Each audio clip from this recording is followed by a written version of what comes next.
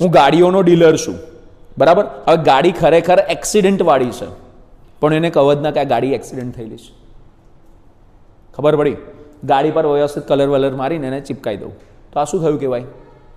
મેં એની સાથે એક પ્રકારની કોઈ વાત જે ખરેખર મને કહેવી જોઈતી હતી એ ના કીધી, તો મેં એની સાથે શું કર્યું કહેવાય? ફ્રોડ કર્યું કહેવાય કે ના કહેવાય? આગળ, a promise made without any intention to performing it.